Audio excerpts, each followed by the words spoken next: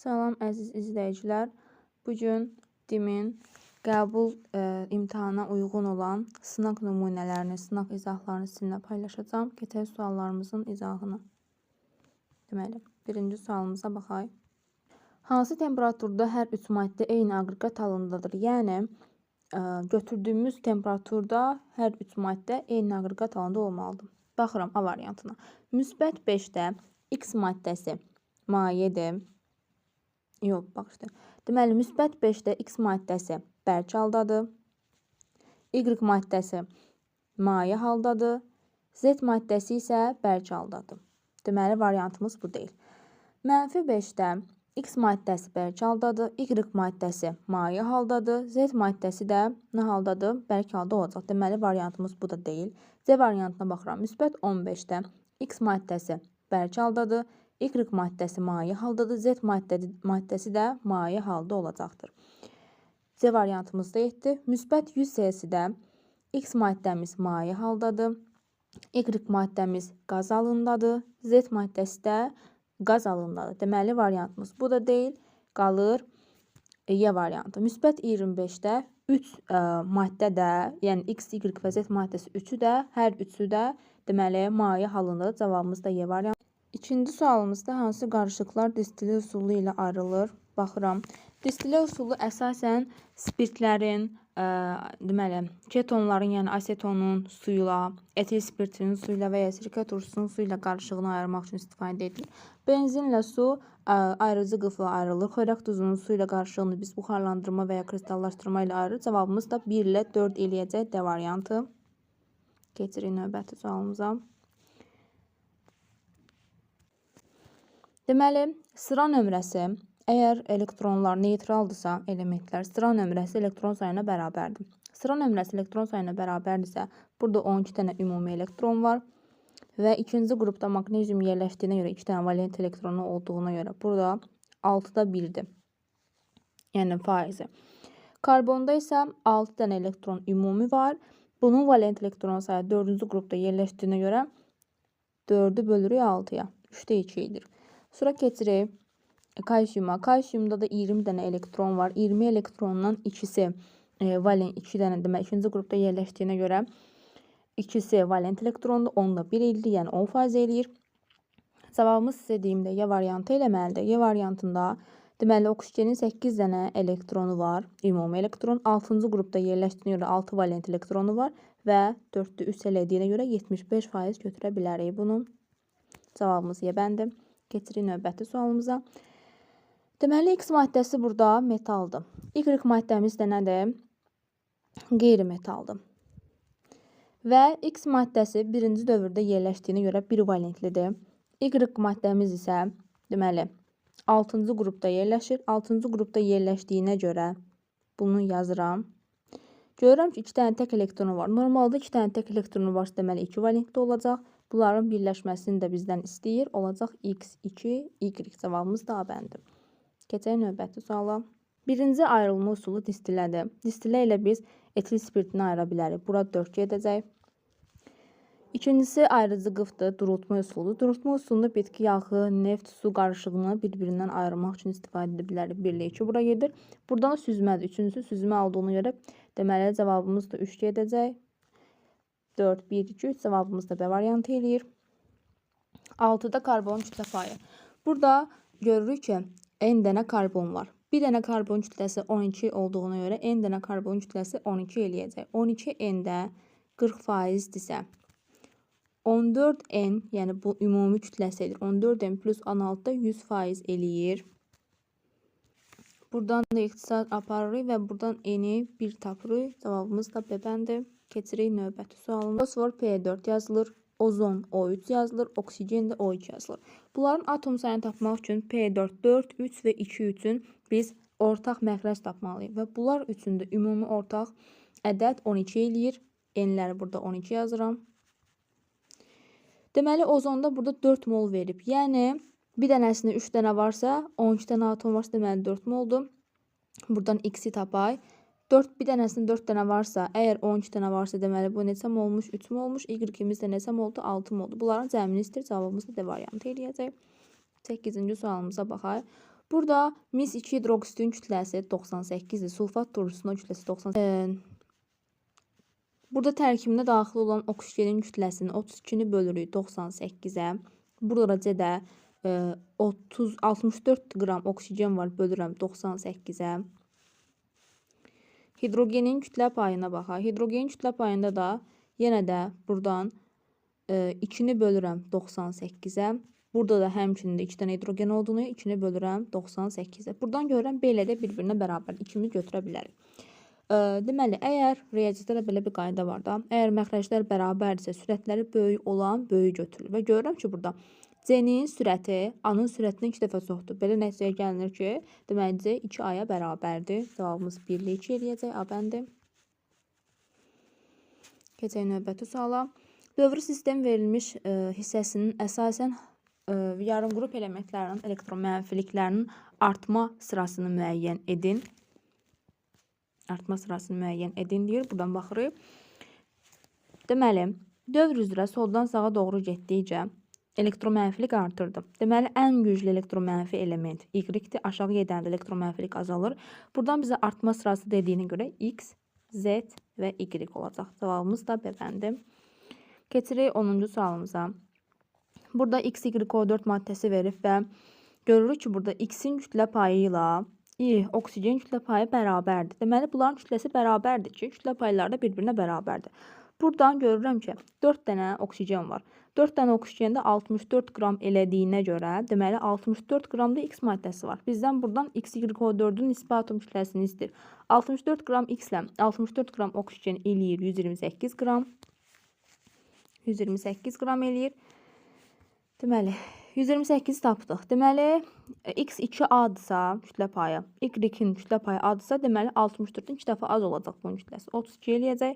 32 ilə toplayanda nə qədər eləyir? 160. Cavabımız da Y variantı eləyir. Atom modelinə uyğun olan müəyyən edin. İndi atom modelinə uyğun olaraq bunu müəyyən eləyək. Yazaq. Deməli, birinci energetik səviyyədə 2 dənə elektron var, 1s2. İkinci energetik səviyyədə 5 dənə elektron var, ikisi s-dədir. Üçü də nədədir? P-dədir. Normal halda cütləşməmiş elektronların sayını tapayıq. Deməli, normalda cütləşməmiş elektronların sayını tapmaq üçün deməli, 3 dənə burada tək elektron var. Deməli, 1-ə 3 getdi. A bəndimiz getdi, D bəndimiz getdi.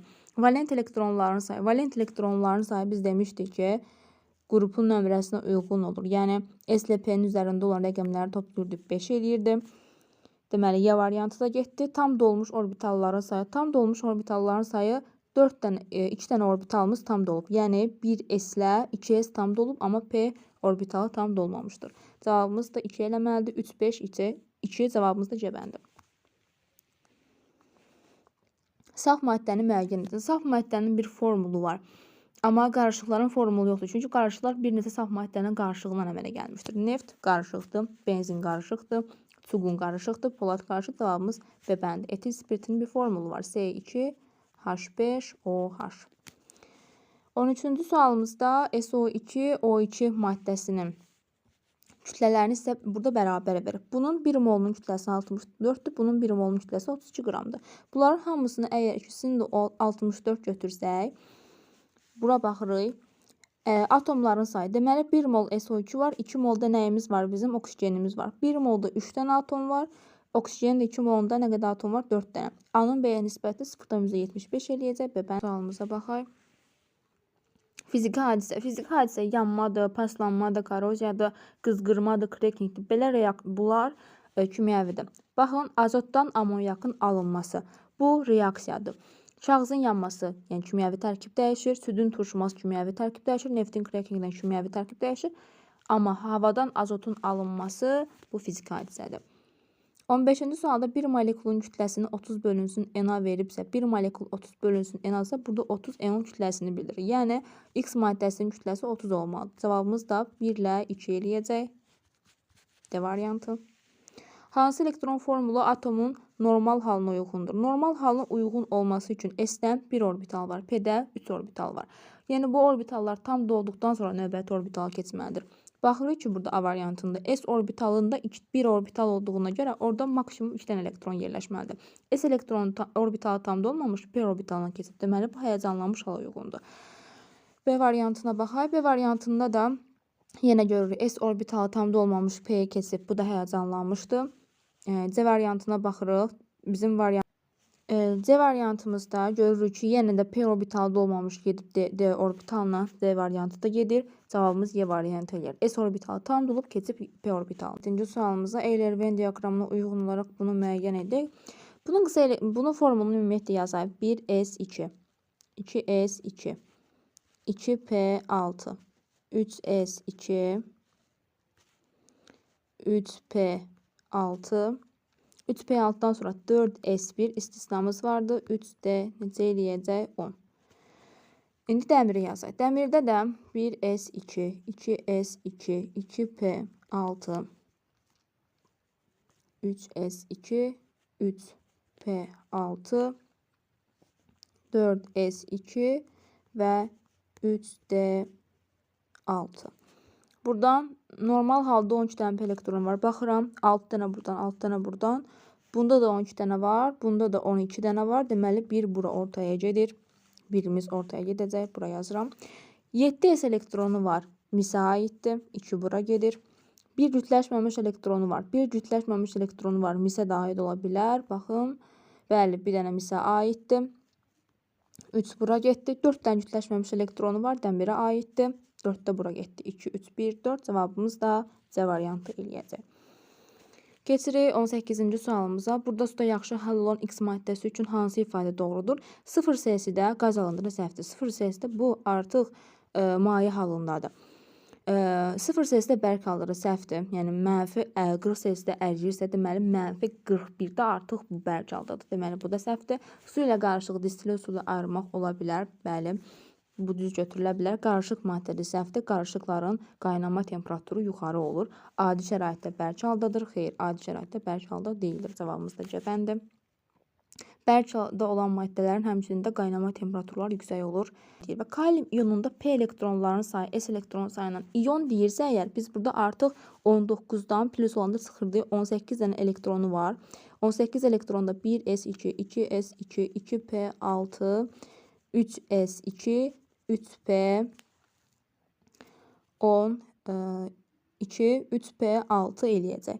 Buradan bizə deyir S elektronla P elektron S elektronuna nə qədər çoxdur. Görürəm ki, burada 12 dənə P elektronu var və 6 dənə də S elektronu var. 12-ni də 6-ya bölürəm, 2 dəfə eləyəcək. Cavabımız B bəndə eləyir. Keçirik növbəti sualımıza. X hissəci, X plus hissəci. X plus hissəcimiz 2 elektron alıb. Yəni 2 elektron qəbul edib. Demişdim ki, belə bir qayda var da. 2 elektron qəbul edirsə müsbət götürür. Yəni plus 2 elektron gəlir. Və elektron mənfi olduğuna görə də mənfi müsbəti mənfi eləyəcək və buradan alınacaq X minus 1. Verdiyi elektron sayı. Artıq bu X minus 1 4 dənə elektron verəcək. Yəni çıxacaq 4 elektron. Elektron özü mənfi olduğundan bu mənfini müsbət eləyir və toplayır. Ondan eləyəcək X müsbət 3. Deməli, N'imiz də müsbət 3-dür, cəbəndə. 21-ci sualda qısa elektron formulu verilibsə, atom radiusu artsın. Deməli, belə olacaq ardıcılı X, Y, Z. Bu istiqamətdə metaldan qeyri-metala doğru gedir. Buradan radiusu biz bilirik ki, sağdan sola doğru getdikcə atom radiusu artır, yuxarıdan aşağı doğru getdikcə atom radiusu artır. Bizə artma sırası istədiyinə görə Z, Y, X olacaq. Cavabımız da A bəndi. Keçək növbəti sualımıza. Növbəti sualımız 23-cü sualdır. Metalın kütlə payını bizdən istəyir və biz burada deməli A yazıram, B yazıram, C yazıram.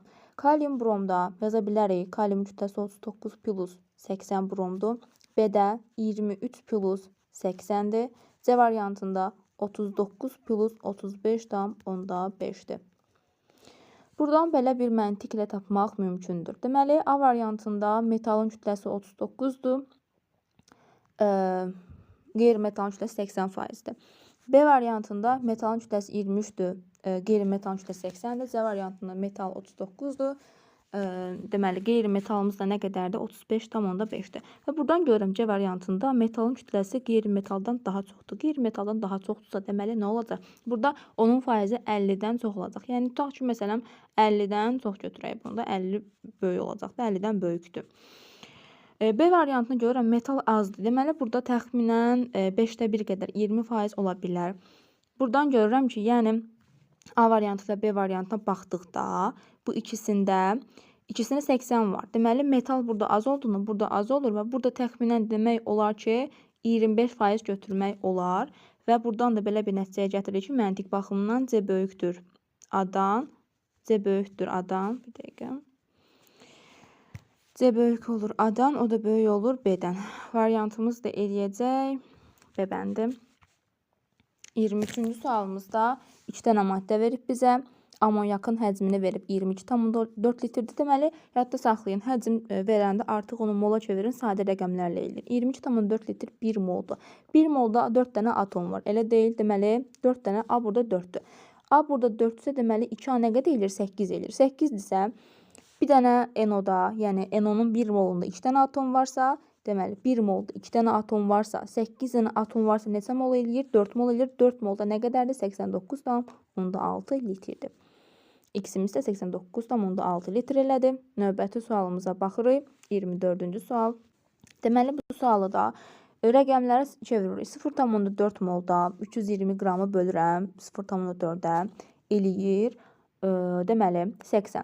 Deməli, 1 molda 80 qram nə var? Oksigen var. Deməli, buradan baxırıq. 16 Y-imiz neçəyə bərabər olacaq? 80-ə. Buradan tapıram Y neçə elədi? 5. Deməli, Y-imiz 5-dir. Sonra deyir ki, 11,2 qram azot var. 11,2 qramla 0,4-ə bölürəm və eləyir 28. Deməli, 14 X-imiz də neçəyə bərabərmiş? 28-ə bərabərmiş. X-imiz də neçə elədi? 2.